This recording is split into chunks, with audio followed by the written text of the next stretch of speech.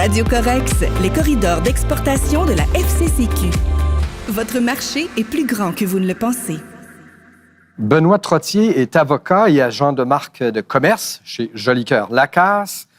Il est spécialisé en droit des technologies, donc commerce électronique et ce genre de choses. Alors, bienvenue à Radio Corex. Bonjour, monsieur. Monsieur Trottier, allons-y concrètement avec un exemple. Je suis un entrepreneur, je veux aborder le marché américain, j'ai déjà fait mes devoirs ici, j'ai un site en ligne, il est bilingue, et la partie anglophone est très bien faite. Est-ce que je peux me dire, parfait, je fais que l'appliquer à ma clientèle américaine, on est en affaires all set?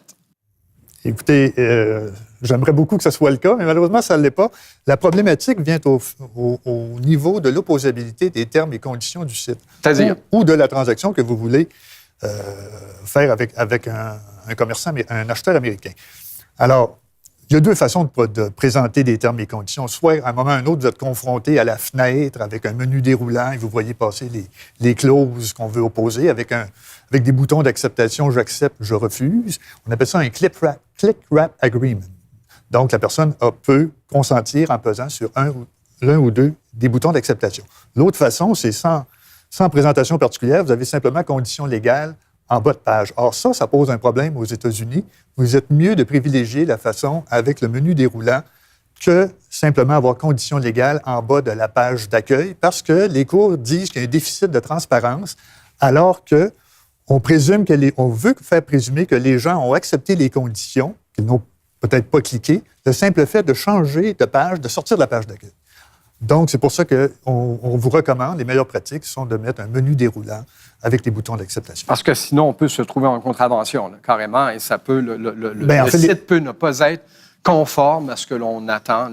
En fait, vos conditions légales risquent de ne pas être opposables à votre acheteur, et à ce moment-là, donc, vous pouvez vous retrouver dans un territoire juridique inconnu. Ceci étant, sur ce site Web qui sera le nôtre et qui va nous servir pour le commerce électronique, est-ce qu'il faut rajouter des informations? Est-ce qu'il y a des demandes aux États-Unis formelles à cet égard-là? Les demandes formelles viennent au moment de la vente à un consommateur. Or, ce qu'on recommande, c'est donc de prendre la loi de l'État le plus restrictif, en se disant que nous allons être conformes dans les autres États si nous avons pris la loi la plus restrictive. Et c'est quoi l'État le plus restrictif? L'État le plus restrictif est la Californie. Or, les demandes d'information sont très faciles à se plier. Dans le fond, ce qu'on demande, on demande 4 éléments. On demande, dans le fond, le nom légal de l'entreprise et ses coordonnées postales ou autres. On demande sa politique de remboursement et de retour de produits en cas de problématique. Et on demande, évidemment, tous les frais applicables à la transaction et aussi une mention à l'effet que le consommateur peut communiquer, par exemple, avec votre service à clientèle pour recevoir par email ces informations. Mais justement, parlons de ces emails, ces courriels. Encore là, ici, on a adopté des règlements au Canada à cet égard-là. Est-ce qu'aux États-Unis, il y a des ajustements à prévoir? Alors, depuis le 1er juillet 2014, avec la nouvelle loi antipourriel canadienne, vous devez techniquement être conforme à cette nouvelle loi. Or, cette nouvelle loi s'applique à vos envois hors Québec, hors Canada. Donc, techniquement, si vous êtes déjà conforme à la loi antipourriel canadienne, vous n'avez pas d'ajustement particulier à faire, puisque désormais, c'est le processus d'opting in, c'est-à-dire d'obtenir un consentement par avance avant d'envoyer votre message. Tandis qu'aux États-Unis, on est encore sur le régime antérieur de l'opting out, c'est-à-dire que j'envoie mon message et la personne a la possibilité de se désabonner si elle n'est pas heureuse d'avoir reçu mon message. Alors, si vous n'êtes pas encore conforme en ce moment, Dieu merci, vous êtes conforme américain pour l'instant, mais vous êtes mieux de vous mettre conforme canadien le plus tôt possible. Oui, je comprends bien, parce qu'en plus, il y a ces questions aux États-Unis qui sont assez prompts là, à se plaindre, et même on sait à quel point les Américains sont amateurs de poursuites. Théoriquement, ça peut finir par chavirer, cette histoire-là. Oui, mais votre problème est plus grand au Canada qu'aux États-Unis, parce que si vous violez la loi américaine au niveau d'un envoi courriel, c'est 16 000 $ pour une infraction par email, tandis qu'au Canada, ça peut atteindre le million. Alors, vous êtes mieux d'être conforme au Canada. Parfait. Et il y a toujours ces questions de taxes de vente, et ça ressurgit souvent, puis on dit à quel point il y a peut-être là-dedans des zones grises. Est-ce que, si on fait des ventes en ligne à partir du Canada, est-ce que la personne qui vend doit percevoir des taxes de vente de l'État dans lequel elle fait affaire? Oui. Ce qu'il faut savoir, c'est qu'au niveau américain, c'est qu'il n'y a pas de loi fédérale pour la vente au détail. Donc, les taxes sont payables à chacun des États. Et pour quelqu'un qui est de l'extérieur d'un État, il va être assujetti à percevoir les taxes locales et à les remettre au gouvernement de l'État. s'il y a un lien qu'on appelle substantiel et suffisant, qu'on appelle sur le plan fiscal un nexus, c'est-à-dire si vous avez une place d'affaires, un bureau, des employés, un entrepôt, là, vous pourriez avoir un lien suffisant pour être assujetti à la taxation.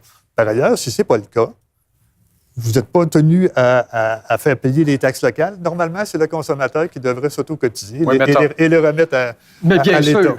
Voilà, ce qui n'arrive pas. Et en terminant, est-ce qu'il y a parce qu'on sait que c'est quand même un champ qui évolue, qui est mouvant, des initiatives fiscales récentes, législatives à cet égard-là? Pensons par exemple au Nord-Est, là, c'est beaucoup notre propos actuellement à Radio Correx. Est-ce qu'il y a des changements en train de s'opérer? Oui, écoutez, il y a deux grandes initiatives qu'il faut avoir en tête. Depuis 2008, dans l'État de New York, et là, ça s'est multiplié dans les zones limitrophes, donc à partir de Chicago, le Vermont, la Caroline du Nord, le Rhode Island, la Pennsylvanie, on s'en va sur ce qu'on appelle la taxe Amazon. En fait, on a voulu régler le problème d'Amazon qui vendait beaucoup sans payer de taxes. Alors, et c'est au niveau des contrats de référencement. Si vous avez un contrat de référencement avec un résident local, qui soit sur son site Internet, met des bannières, ou c'est un blogueur influent qui vous réfère de la clientèle, si vous atteignez un certain niveau de vente par cette personne-là, le lien substantiel va être présumé et vous devrez donc collecter les taxes et les remettre à l'État. Alors, le niveau de taxe, on dit, si les ventes excèdent 10 000 dans les 4 trimestres de suite, donc vous seriez assujetti à la présomption de... Et 10 000 4 trimestres, c'est quand même pas la mer à boire. Non. Alors, c'est vite atteint. Donc, il faut avoir, si vous avez des contrats de bannières et autres ententes, donc c'est une perspective là, qu'il faut avoir à l'œil. L'autre grande initiative, donc on voit que les États perdent beaucoup de taxation sur le commerce électronique et on se plaint de plus en plus. La grande initiative législative sur le plan fédéral qu'on essaie d'entreprendre aux États-Unis s'appelle le Market Fairness Act. Donc, les États poussent pour pouvoir avoir la collection des ventes en ligne. Ça a été adopté de façon favorable au Sénat en mai 2013, mais depuis ce temps-là, c'est bloqué par les républicains encore. Mais le président Obama donc, pousse vers cette loi-là, lui aussi. Donc, de tôt ou tard, il est possible que le Market Fairness Act entre en vigueur. Et à ce moment-là, pour les vendeurs en ligne hors des États, mais dont les ventes totales cumulent 1 million de dollars bruts, ils devront être assujettis donc à percevoir les taxes locales et les remettre aux États. Alors, ce que vous dites, c'est que même si ce n'est pas encore en vigueur, ça peut rester dans le paysage. Il est dans le paysage. Mieux vaut être au courant. Et donc, il faut suivre de près l'évolution américaine là-dessus. Bien, Benoît Trottier, merci beaucoup pour cet entretien. Merci beaucoup. Radio Correx, les corridors d'exportation de la FCCQ. Votre marché est plus grand que vous ne le pensez.